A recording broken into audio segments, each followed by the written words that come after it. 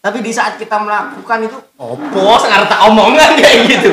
Ada tuh kawan saya namanya Pak Ijo, disuruh ngomong malah derdeng-derdeng gitu loh. Rekan-rekan. Ya gimana mas? Tentang kan sampean kan punya organ tunggal kan ya. seperti itu. Itu susah nggak sih manggil biduan katanya kawan ini kan kayak gitu. Oh seperti itu. Cerita ibu yang menghina saya, anaknya jadi istri saya. Itu. Perjalanannya tuh memang singkat. Iya.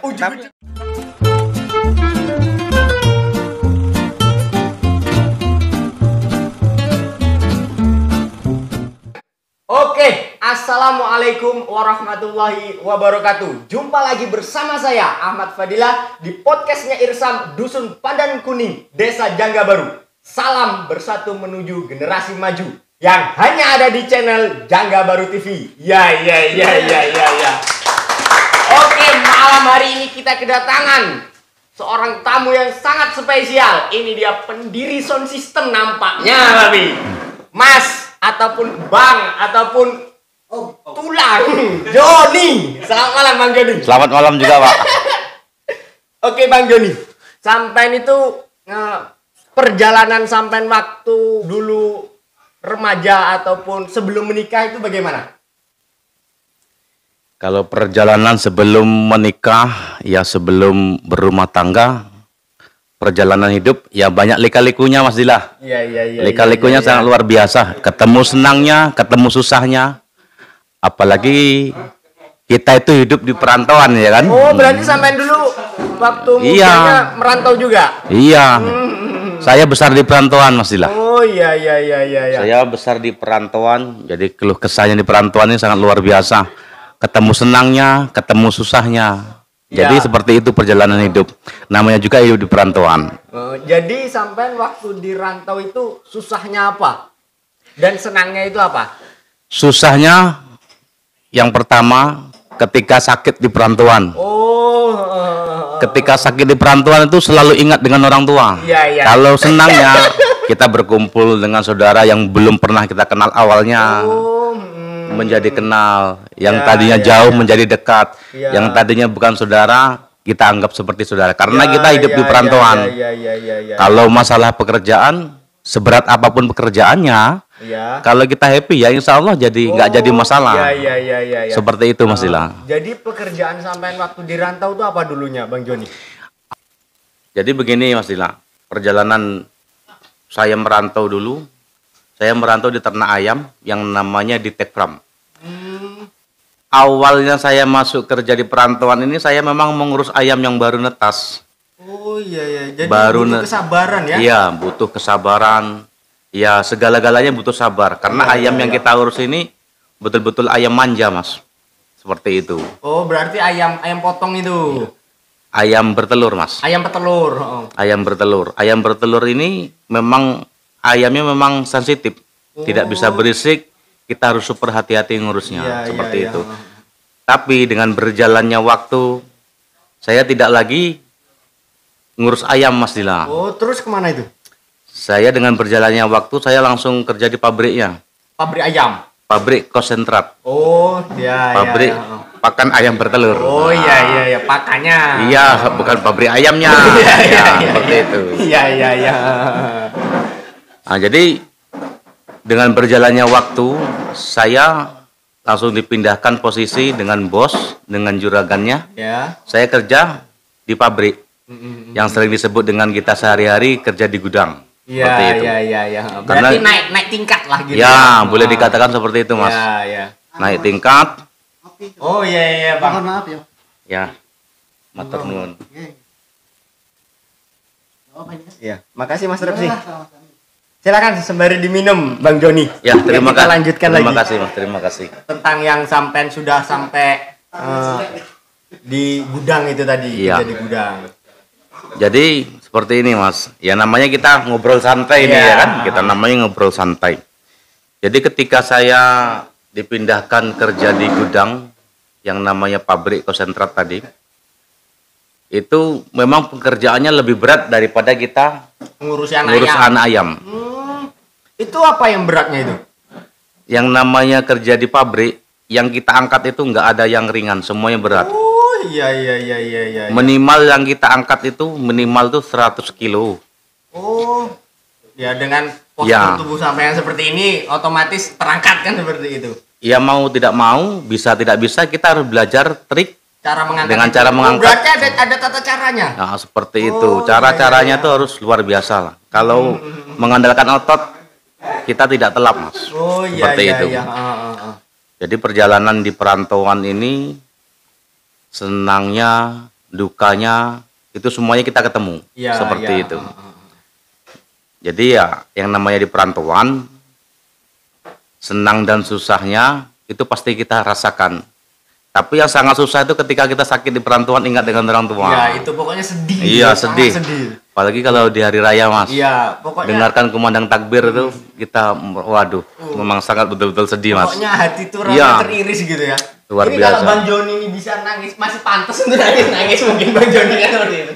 Antara nggak pantas lagi. Ya, mau menangis nanti gimana ini, banyak netizen yang meneteskan air mata, bahaya. Namanya kita lagi ya ngobrol santai. Ya. Oke Bang Joni, sampean tuh selain ke peternak itu kan pekerjaan pokok sampai di rantau kan seperti itu. Itu ada sampingan-sampingan nggak ataupun menyalurkan hobi apa gitu? Selain daripada saya kerja di pabrik konsentrat ayam bertelur tadi, Mas. Untuk menghibur diri, bukan berarti kita harus kerjanya di pabrik terus berhari-hari. Cuman ada waktu-waktunya kita menghibur diri sendiri. Iya, betul. Dengan cara menghibur diri sendiri ini saya mengikut kawan, mengikut dengan orang yang punya usaha sound system. Oh, nah, seperti itu. Iya. Berarti dari Padang itu sampean ya dulu? Ya. Mulai belajar itu. Saya dulu merantau memang di Padang, Sumbar, Sumatera Barat kan. Jadi selain saya kerja di perantauan, saya kerja di gudang tadi di pabrik. Saya untuk menghibur diri saya pribadi, saya ikut dengan yang punya usaha sound system. Dengan bahasa, walaupun saya tidak diupah, yang penting saya ikut senang. Ya, lantaran hobi itu tadi. Karena saya merasa memang diri kita juga butuh hiburan seperti itu. Betul sekali itu, betul. Kerja pun pokok, tapi hiburan pun penting. Ya, seperti masuk. Jadi ketika kita di perantauan, kita di samping kita nyari pengalaman, mencari rezeki, di lain itu kita harus juga mencari hiburan untuk diri kita sendiri seperti itu. Betul. Jadi sampean itu berapa lama itu ikut ataupun menyalurkan hobi sampean itu di perantauan itu? Saya merantau di Padang, Sumatera Barat, ya kurang lebih 10 tahun, Mas. Kurang lebih 10 tahun, saya ikut dengan kawan yang buka usaha sound system di Padang itu, kurang lebih 8 tahun atau 7 tahun. Oh, iya. Seperti itu. Sampai itu jadi apa di situ? Apa tukang? Saya tukang kru, tukang angkat salonnya, Mas. Oh, iya. Zaman waktu itu kurang lebih tahun 2004-2005. Gaji tukang pikul sound system waktu itu masih 25.000 sampai 30 baru, Mas. Sekali berangkat. Oh, iya. Seperti itu. Waduh. Ya, tapi namanya hobi itu tadi ya, tidak bisa diukur dengan uang kan seperti itu. Ya, karena saya posisinya bukan untuk mencari uang, tapi saya untuk mencari hiburan untuk menenangkan pikiran saya seperti itu. Betul. Jadi kalau untuk uangnya, ya saya pun kerja di pabrik pun insya Allah kita udah punya penghasilan. Betul. Tapi di lain sisi, kita ikut tukang musik, kita untuk menghibur diri seperti itu. Itu sampai itu hanya berarti sampai selama 8 tahun di situ hanya menjadi tukang pikul itu tadi? Iya, betul. Oh.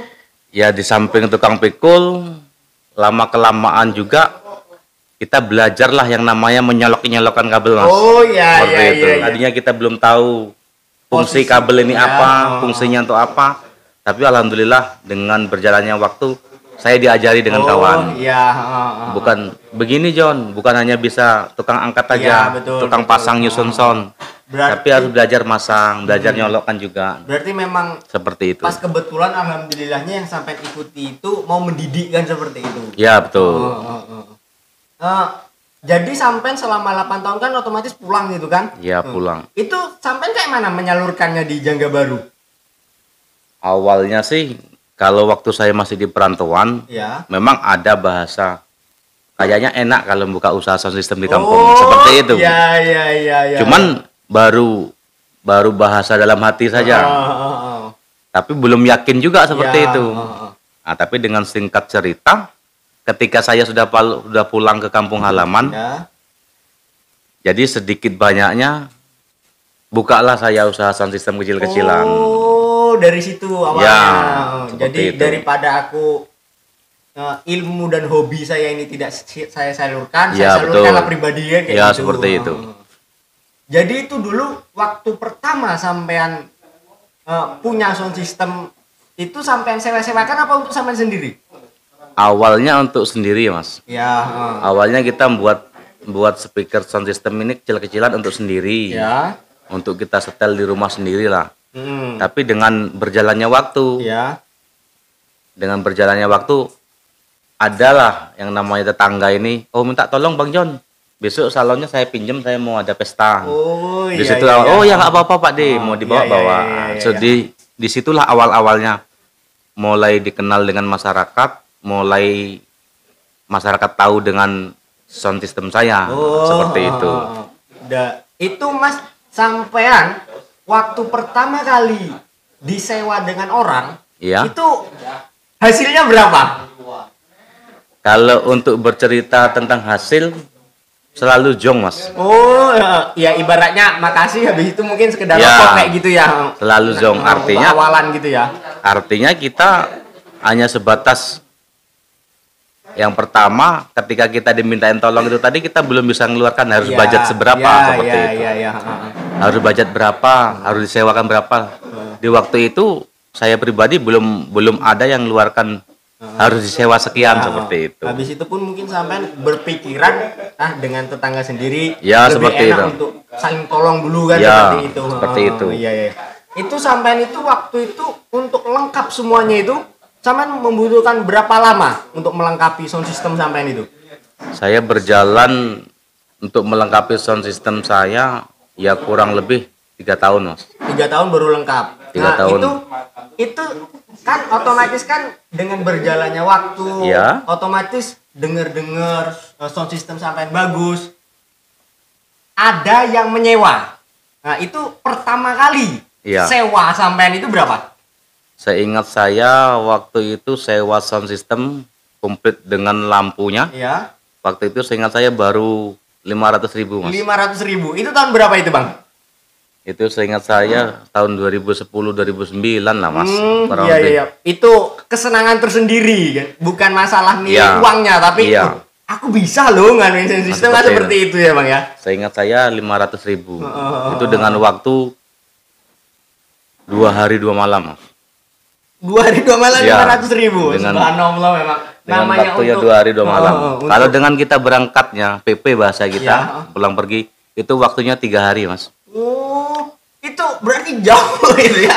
Sangat jauh dulu ya. Sangat luar biasa. Itulah namanya perjuangan ya, Ya, kan? Perjuangan. merintis itu tadi ya. Perjuangan merintis, posisinya merintis yang namanya usaha ya, kan? Ya, Merintis yang namanya usaha itu pasti kalau awal-awalnya tuh kita tidak memikirkan keuntungan. iya betul. Yang kita pikirkan awal gimana caranya biar supaya lebih maju, biar supaya lebih dikenal masyarakat, Iya, lebih supaya masyarakat ini senang dengan kita. iya betul. Kita awalnya mikirnya seperti itu. Tapi setelah dengan berjalannya waktu, semakin tahun, berpindah tahun, sekarang kan sudah ada yang namanya organ tunggal. Ya betul. Kalau zaman saya dulu di tahun 2009-2008 itu kita di Jangga Baru ini kan belum ada yang namanya organ tunggal, masih sound system. Iya betul. Sound system itu artinya cuma sebatas mutar musik saja. Oh seperti itu. iya. Oke Bang Joni.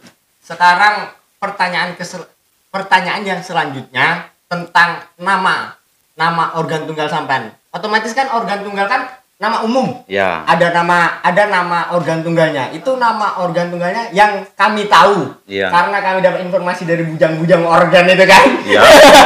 Namanya adalah Ade Putra. Betul itu Bang Joni? Iya, betul. Itu kenapa kok dikasih nama itu? Ya kalau awalnya karena saya mempunyai 2 orang adik Ya. 2 orang adik dengan nama panggilan yang adik saya yang nomor 2 panggilannya Ade. Oh. Yang nomor 3 Putra. Jadi saya di waktu itu punya inisiatif, alat organ ini daripada nama yang enggak, saya cantumkanlah nama adik saya.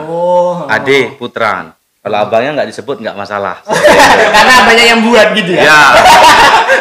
Karena abangnya kalau walaupun nggak dibuat Joni Ade Putra misalnya, Ya. itu nama saya mungkin insya Allah udah dikenal Oh kawan-kawan. iya, betul. Karena Iya. ahlian sampai tadi MC itu tadi. Kalau Ade Putra, orang kan banyak bertanya, yang namanya Ade Putra itu yang mana? Adik saya Mas, Putra adik saya yang nomor 3, Ade adik saya yang nomor 2. Ngapa kok nggak dibuat Joni Ade Putra? Kepanjangan Mas. Iya. Seperti itu. Jadi betul. intinya nama adik. Iya, nama adik sampean. Iya, nama adik saya. Jadi kalau mau menghubungi, nah ini nomornya di bawah ini. Kalau mau nyewa gitu, nyewa orangnya aja bisa, orang panggilan ini. Ya. Nyewa orangnya aja bisa, nyewa organnya aja bisa, kan kayak gitu. Oke Bang Joni, Ya, kan Mas. tadi tentang sudah perjalanan sound system sampai sekarang menjadi organ tunggal. Ya, betul. Otomatis kan sampean kan belajar lagi untuk menjadi yang tukang ngomong-ngomong itu kan, MC itu. Nah, itu sampai belajarnya di mana itu Bang? Kalau belajarnya itu yang pertama saya betul-betul tidak bisa Mas. Ya. Awalnya memang betul-betul tidak bisa. Ya. Cuman seingat saya pada waktu itu saya dipaksa. Oh, berarti bisa lantaran terbiasa dan bisa lantaran dipaksa itu tadi? Awalnya memang dipaksa. Oh. Saya bilang kalau seingat saya dulu ada kawan yang pesta di Bulan Baru. Ya, betul. Minta tolong sama Bang Joni aja yang suruh MC. Padahal saya belum pernah bisa gitu. Tapi kawan itu pernah melihat saya megang mikrofon. Seperti iya, itu. Iya. Jadi yang awal-awalnya karena saya dipaksa Mas. Ya dengan bahasa sampean tadi kok bisa omong-omong. Iya. Ya kalau bahasa sekarang nih MC atau pembawa acara dan Ya, lain sebagainya lah ya itu kan. kan butuh mental yang sangat luar biasa itu Bang Joni. Awalnya memang saya dipaksa Mas. Walaupun saya awalnya jelepotan di hari itu. Dari pagi sampai tengah hari saya jelepotan Mas bahasa saya. Tapi ketika sudah tengah hari sampai malam, itu udah mulai agak lancar. Mulai lancar ya. Awal-awalnya seperti itu. Jadi ketika pertama masih grogi, kedua kali sudah agak hilang, ketiga kali dan seterusnya sudah mulai bisa. Ya. Dan sampai detik ini pun masih saya geluti yang namanya entertain dan juga MC di panggung Mas. Oh iya. Bahkan sampai detik ini pun alhamdulillah masih ada juga yang ngasih rezeki dengan saya, bukan hanya di organ tunggal saya, tapi grup organ tunggal kawan pun alhamdulillah ada juga yang membutuhkan dengan saya. Oh iya. Seperti itu, Mas. Memang kalau MC itu kelihatannya saja mudah, tapi di saat kita melakukan itu ngerti omongan kayak gitu. Ada tuh kawan saya namanya Pak Ijo, disuruh ngomong malah dredeng-dredeng gitu loh. Iya, itu memang betul Mas. Memang yang namanya MC ini yang awal-awalnya bukan hanya sebatas kita bisa ngomong, tapi memang awal-awalnya memang mental kita dulu. Iya. Kita bisa berbicara tapi kita tidak punya mental, nggak jadi berbicara. Ya betul. Tapi walaupun kita belum bisa, tapi kita berani megang mikrofon ya, insya Allah dengan belajar kejelepotan kita awalnya, ya insya Allah kedepannya kita bisa lebih baik lagi. Ya. Dan alhamdulillahnya sampai detik ini pun alhamdulillah saya masih dipercaya sama Iya, kawan-kawan yang lain Mas. Iya, alhamdulillah. Bang John tanggal sekian dan sekian tolong bantu MC.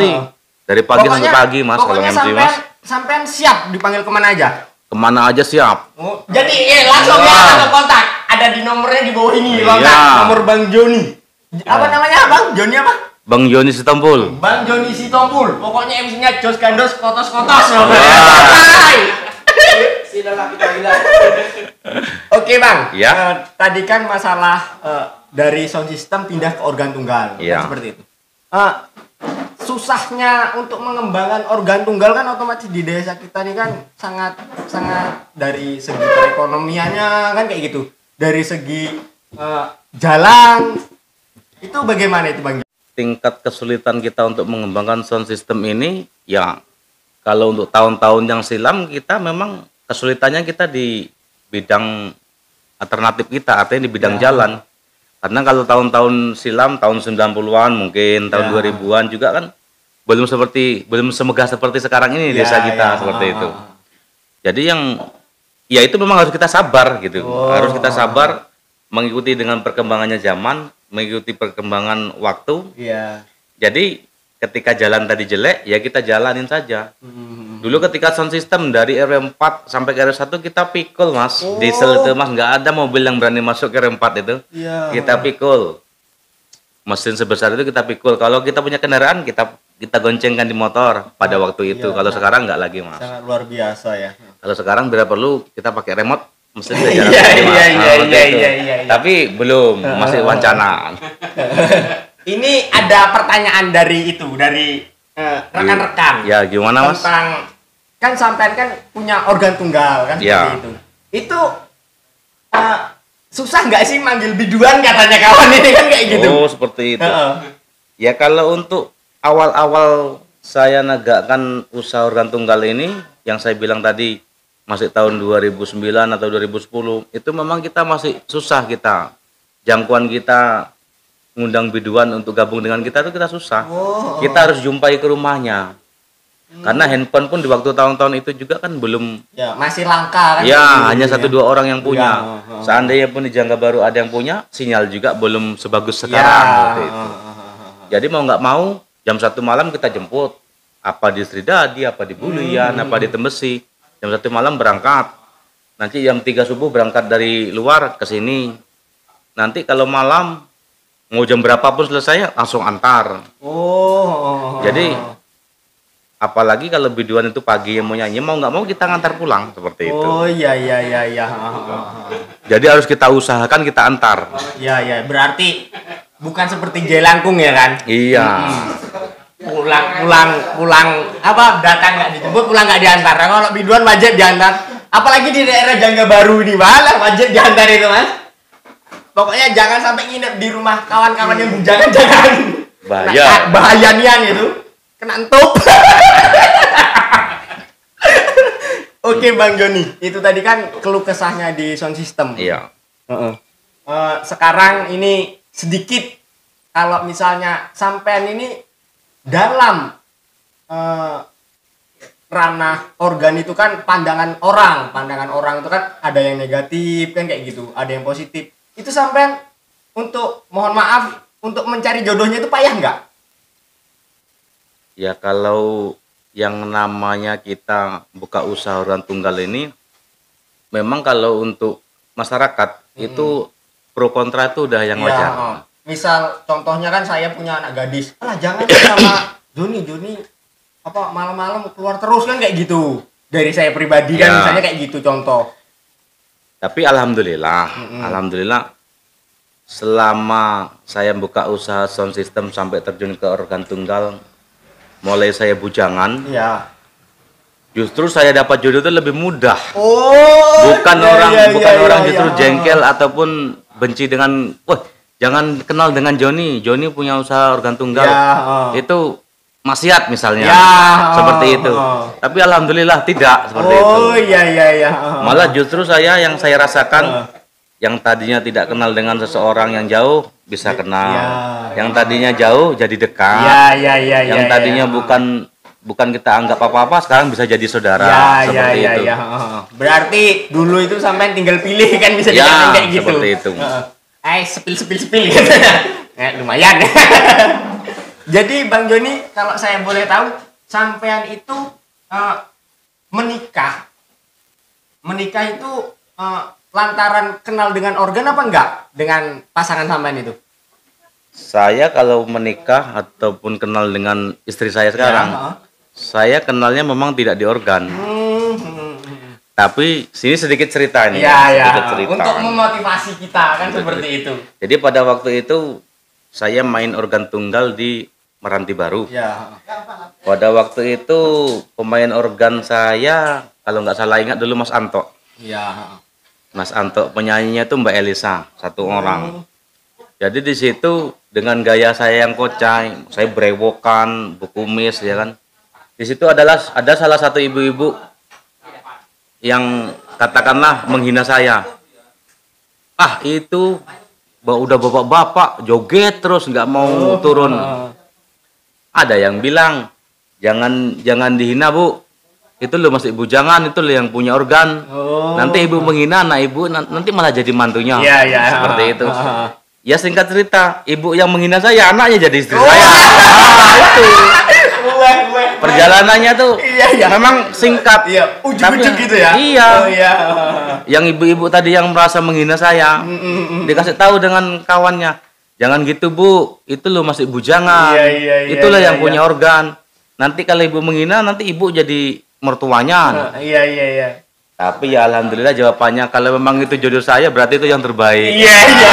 Subhanallah. Seperti itulah bahasanya. Nggak tahu yang sekarang jadi istrinya. Jadi istri saya. Seperti itu perjalanan singkat ketika saya dapat jodoh seperti itu. Oke Bang Joni. Ya. Pertanyaan terakhir ini. Gimana tentang pesan dan kesan sampean untuk para pemuda-pemuda ini supaya termotivasi dari segi sampean, perjalanan sampean dulu yang ada susahnya, ada senangnya itu. Silahkan Bang Joni. Ya, kalau dari saya pribadi sih nggak bisa banyak berbicara lah ya kan, nggak bisa banyak berbicara karena kalau ketika kita ngasih saran ataupun ngasih motivasi untuk kawan-kawan, ya takutnya ya pro kontra gitu kan. Artinya ada yang mungkin ada yang sejalan dengan kita, ada yang tidak. Tapi setidak-tidaknya bagi kawan-kawan khususnya rekan-rekan kaulah muda, khususnya Desa Jangga Baru, kalau memang Anda ataupun rekan-rekan yang punya bakat, apapun bakat Anda, kawan-kawan apapun bakatnya, dari bakat kawan-kawan tadilah, insya Allah kalau kita positif, kedepannya bisa untuk menjadi jalan rezeki kita. Amin. Seperti itu. Iya. Jangan sampai kita memikirkan apa kata orang. Yang penting yang kita jalanin ini lurus, positif, tidak merugikan seseorang seperti itu. Kalau keluh kesah di perjalanan kita untuk mencari jalan rezeki itu sudah hal yang wajar. Ketemu enaknya dapat uang banyak. Ketemu sulitnya kadang nggak gajian. Seperti itu. Ya mungkin itu sedikit. Kalau kesahnya kita ya, dan juga ngasih saran juga kepada kawan-kawan, khususnya anak-anak muda di Desa Jangga Baru seperti itu. Ya seperti itu aja Mas Dila. Oke rekan-rekan, jadi intinya itu adalah konsisten diri untuk melakukan sesuatu itu adalah penting. Terima kasih, saya Ahmad Fadilah. Wassalamualaikum warahmatullahi wabarakatuh. Terima kasih Bang Joni. Sama-sama Mas.